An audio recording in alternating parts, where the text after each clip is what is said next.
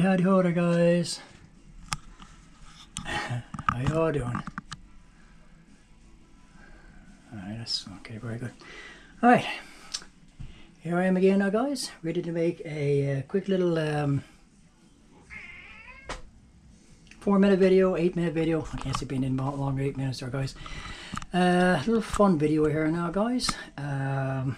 Something about ready to do, and I just wanted to record it here now before I go ahead and do it. Anyway, so today is Sunday, May the 4th there, guys. It's Sunday, May the 4th at 4:35, 4:36 in the afternoon here now, guys, 2025. So we have gotten through May here now. Gotten through starting right off screwing up here, guys. Geesh, we've gotten through April here now, guys, and beginning the first few days of May. Well into our spring season there now. Only about another month and 4 days or so now, guys, and it will be my 60th birthday on June the 8th. So the time is whipping by pretty faster now, where I'm going to soon be reaching that friggin' milestone there, guys. And with every day that passes by here now, the closer I come to that date, the more the mixed feelings kind of like surge up inside of me, sort of thing. Because on one hand, guys, I cannot believe that I will soon be 60. I'm not lying to you, guys. I truly cannot believe that, like, I will soon be 60 years of age. And because the years are just whipping by insanely fast. I remember when I was a younger fellow, I'd hear older people say, well, as you get older yourself, time seems to fly by a lot faster and all the rest of it. And it's damn well true, guys. It's damn well true, because I mean, days and weeks and months now just zoom by like lightningly fast. I'm finding it harder to talk to all the time as well. Like ridiculously, insanely fast, guys. And so here we are now in the spring season. I mean, it only feels like a few weeks ago, guys, that we were entering into the fall season. Like, I mean, we've gone through the fall, we've gone through the winter now we're into the spring season already. And, like, it's just, I can't put it in words. I wish I could find a way to put it into words, guys, to help especially younger people to understand how mind-blowingly fast the time seems to fly by as you age, as you get older. So I mean, I can think back to when I was on the verge of turning 50. I thought that was a big enough deal. Last part, you know, your middle age era of your life, sort of thing. Last decade, I suppose, you're still going to be considered middle age. And like, I mean, seriously, like, that's an entire friggin' decade now, guys. And that only feels like, you know, a few weeks ago, a few months ago, maybe, like, I don't know, a year or so ago at the best, that I was thinking about, you know, like, turning 50, you know. And an entire friggin' decade has gone by now, guys, and I'll soon be 60. It truly does blow your mind. It's to try to come to grips with it, to try to understand it, you know, as you age yourself, it gets increasingly more difficult with time, guys, to accept the fact that you're getting at these more advanced ages in your life. When on the inside, guys, you know, it's me, it's my feelings, it's my mind, it's my mentality, it's whatever's going on the inside of me. But I'm sure I'm speaking for countless millions of people who feel the same way, in that I'm nowhere near 60 years of age on the inside, guys. I mean, I'm truly nowhere mentally, emotionally, every part of me on the inside, guys, is just nowhere near 60 years of age. I mean, on the inside, I am still very, very, very much like an 18, 20-odd-year-old guy, you know? I feel that way. I think that way for the most part. Like, my thinking processes truly have not changed drastically now than the way I was thinking when I was 18, 20-odd years of age, guys, when I first left home, first moved out on my own and all the rest of it sort of thing. So nothing is changing for me on the inside. It's just my body is continuously belying the fact that time is passing by and my body is aging regardless, changing regardless, and the frig all that I can do seems to stop it, even if hardly even slow it down, hardly. And but I mean, again, like it's weird because I look at myself in the mirror, guys, and like I hardly even recognize what I see, because like I don't see myself as an old man, not even close to being an old man, but what is reflecting back at me is just this old, I don't know what I should say, decrepit, but I mean, it's like, you know, this older guy that I barely recognize anymore. And it's tough, it's frustrating, you know, to deal with, knowing that the years are going by, you know, you're getting older, your life is ebbing away, and it's tough to come to grips with, guys, you know, and seeing the whole world change around you drastically from the way it was when you were a younger person yourself, and feeling more and more and more out of place all the time. That too becomes tough to have to deal with. Very tough to have to deal with, guys. And I mean, I've always felt like an alien in an alien world, and that's no joke. I've always felt out of place and all the rest of it, guys. But never in my entire life have I felt more out of place than I have been feeling over the past 20 to 25 odd years or so. Since the year 2000 kicked in, over the past couple and a half, 2.5 decades or so on, guys, and the changes that I've seen over the past 20, 25 odd years and so on, none of it for the better, as far as I'm concerned, absolutely none of it for the better. I feel more out of place and more alien now than I have in my entire friggin' life. And people say, well, move with the times and all the rest of it sort of thing. What is the point in moving with the times, guys, when there's nothing to move with, like nothing worth moving with for? You know, like when you're seeing everything around you deteriorating, getting worse than it was when you were younger, standards slipping everywhere, and you're supposed to move with the times and go along with the flow and accept all that. No, I'm sorry. I can't do it. I refuse to do it, you know.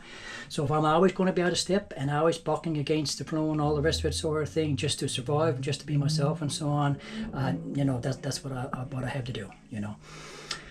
And of course, like, none of it makes life any easier and so on, but I had to be true to myself, guys. And if I see everything going on around me that I don't like and I don't agree with and so on, and I don't want to be a part of it, then I had to be true to myself and not be a part of it. So I'm always going to be out of step, and I'm always going to be out of flow and all the rest of it sort of thing. Now anyway, all that being said, so I don't go past 8 minutes here. So bad with that, aren't I? This entire video here now, guys, is just to let you know that I don't know what to call this, guys. I'm going to have to call this beard reduction day here now, because I am just about ready to trim back my beard here now, guys. All this you see going here sort of thing. Kind of got mixed feelings about it here now, guys, because like once I get it to a certain stage and all the rest of it, it'll grow out and so on. I haven't touched it now for the past several months, guys. I almost just want, part of me wants to just leave it alone sort of thing.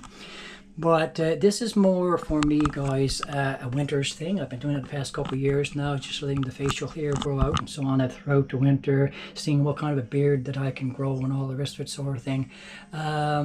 You know, but by the time spring rolls around, guys, I figure it's time to just, you know, cut it all back again and just kind of go for more of a cleaner spring look and so on.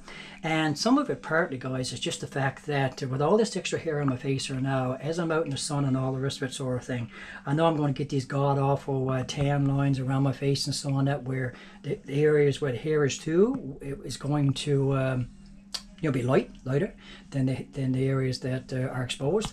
I don't really want that, guys. So I mean, like, when I chop all the hair back like right close to my face and so on, you've seen in other videos when I got the hair cut close and so on, enough of the flesh gets exposed there and the skin gets exposed that I'm hopeful that when I go out in the sun and my face is exposed to the sun, the whole of my face gets an even tan sort of thing.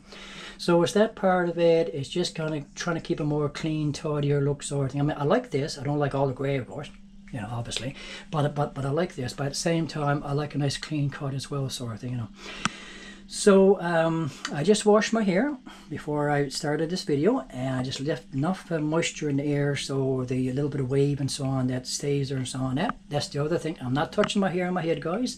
It's about 1.5 years now growing out, probably a little more than 1.5 years growing out, and so I'm just going to leave that alone. I don't know what I'm going to do with my hair yet on my head, guys. I want to get it trimmed at some point, get some kind of style to it. I'm not quite sure what I want done, but until I figure it out, I'm just letting the hair grow out sort of thing.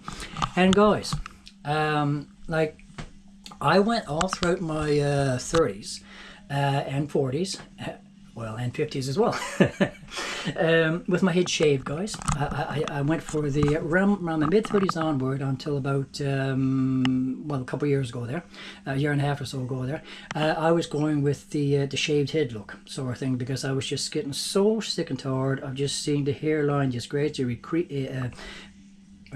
decrease or whatever, recede, by the day, by the week, by the month, by the year, and just having more and more difficulty doing anything with the hair on my head sort of thing. And I got to a point I said, what the heck with this?